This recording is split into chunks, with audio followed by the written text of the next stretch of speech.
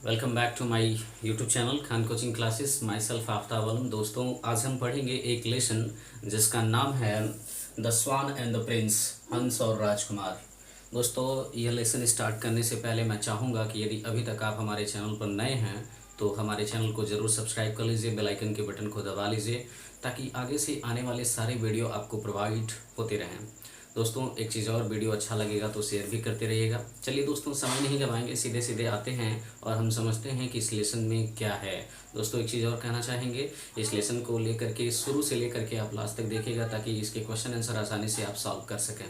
देखिए दोस्तों, इसमें है क्या, कितने लोग हैं इसमें। देखिए, शुद्धोधन कौन है? The king of Kapilavastu, Kapilavastu के राजा हैं। सिद्धार्थ कौन है? यह राजकुमार हैं कपिलवस्तु के, यानी सिद्धार्थ जो है शुद्धोधन के बेटे हैं। देवदत्त सिद्धार्थ के चचेरे भाई हैं। कुछ द्वारपाल हैं, मंत्री हैं, और एक हंस है जिसके ऊपर ये कहानी है। दोस्तों, कपिलवस्तु कहानी हमारी शुरू होती है कपिलवस्तु से, और जब कपिलवस्तु से शुरू होती है तो राजकुमार शुद्धोधन, राजा शुद्धोधन अपने मंत्रियों के साथ बैठ करके विचार विमर्श कर रहे होते हैं, किसी मुद्दे पर बातचीत कर रहे होते हैं। तभी एक द्वारपाल अंदर आता है और कहता है, महाराज की जय हो, महाराज की जय हो। और उसको अंदर बुलाया जाता है तो उससे कारण पूछा जाता है कि क्या है, वजह है कि जिसकी वजह से तुम यहाँ आए हो। तो द्वारपाल कहता है कि महाराज, राजकुमार देवदत्त आपसे मिलना चाहते हैं। इतना जब वो कहता है तो राजा शुद्धोधन थोड़े से शौक आ जाते हैं कि इस समय पर वह इनसे क्यों मिलना चाहता है। तो फिर वो कहते हैं, ठीक है, जाइए उसको बुला के लाइए। इतना कहने के बाद द्वारपाल बाहर चला जाता है। मंत्री लोग आपस में विचार विमर्श करने लगते हैं कि शायद हो सकता है कि जो देवदत्त हैं वो किसी के बारे में शिकायत करने आ रहे हों, इसी वजह से वो इनसे मिलना चाहते हैं। देवदत्त का आगमन होता है, वो भी कहता है महाराज की जय हो, और महाराज के सामने नतमस्तक होता है। और उसके बाद राजा शुद्धोधन उससे पूछते हैं कि क्या बात है देवदत्त, तुम मुझसे क्यों मिलना चाहते थे, कारण बताओ, क्या वजह है। तो देवदत्त कहता है, महाराज मुझे न्याय चाहिए। कहते हैं, किस बात का न्याय चाहिए, कैसा न्याय। तो देवदत्त कहता है, महाराज, राजकुमार सिद्धार्थ ने मेरा हंस चुरा लिया है मुझसे। तो कहते हैं, राजकुमार सिद्धार्थ ने आपका हंस चुरा लिया, कैसे। तो कहता है, महाराज मैंने हंस को तीर से मारा, वह हंस उड़ते उड़ते जग गया और सिद्धार्थ के पैरों के पास गिर गया, और उन्होंने इसे उठा लिया और कह रहे हैं कि यह हंस मेरा है, मैं तुम्हें नहीं दूंगा, महाराज मुझे न्याय चाहिए। इतना कहने के बाद वो बेचारा थोड़ा सा चुप होता है। तो राजा शुद्धोधन थोड़े से मुस्कुराते हैं और कहते हैं, ये तो सिद्धार्थ की बचकानी हरकत है। द्वारपाल से कहते हैं कि जाइए सिद्धार्थ को बुला के लाइए। सभी मंत्री आपस में विचार विमर्श करने लगते हैं कि राजा सिद्धार्थ के जो बेटे हैं और राजा शुद्धोधन के जो बेटे हैं राजकुमार सिद्धार्थ, तो बहुत अच्छे लड़के हैं। तो उनको बुला के लाया जाता है और कहते हैं कि क्या ये वही हंस है। जब वो आते हैं तो उनकी गोद में एक हंस रहता है सफ़ेद कलर का। वो कहते हैं, क्या ये वही हंस है जिसे राजकुमार देवदत्त ने मारा था। तो राजकुमार सिद्धार्थ कहते हैं, हाँ महाराज, ये वही हंस है जिसे इन्होंने मारा था।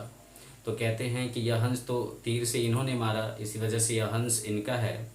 और एक क्षत्रिय का धर्म होता है कि जिस चीज़ को वह मार देता है वह चीज़ उसकी हो जाती है। क्या आप मेरी बात से सहमत हैं सिद्धार्थ। तो सिद्धार्थ कहते हैं, हाँ महाराज, मैं आपकी बात से सहमत हूँ, लेकिन महाराज एक क्षत्रिय का ये भी धर्म होता है कि जो चीज़ उसकी शरण में आ जाता है, जिसकी वह जान बचा लेता है, वह चीज़ उसकी हो जाती है। महाराज, क्या मैं सही कह रहा हूँ।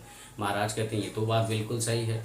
यानी आप कह रहे हैं यह हंस आपका है क्योंकि आपने इसके जीवन को बचाया, और आप कह रहे हैं ये हंस आपका है क्योंकि आपने इसके जीवन को मारा। महाराज बेचारे कंफ्यूज हो जाते हैं, करे तो करे क्या।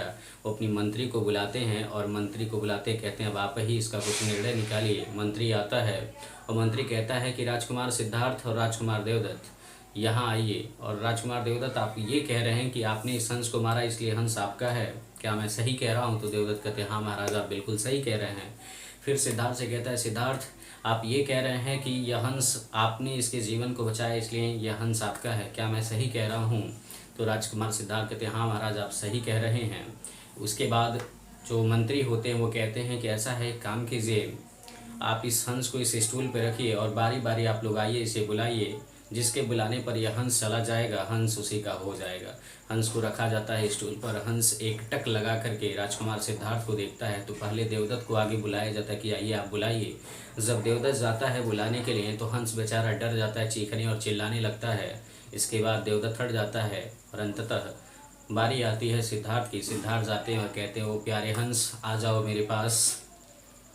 उसके बाद हंस जो है देवदत्त हंस जो है सिद्धार्थ के पास जाता है और उड़ करके उनकी गोद में बैठ जाता है, और इस तरीके से हंस खुद ही निर्णय कर देता है कि वह हंस किसका है, तो वह हंस राजकुमार सिद्धार्थ का हो जाता है।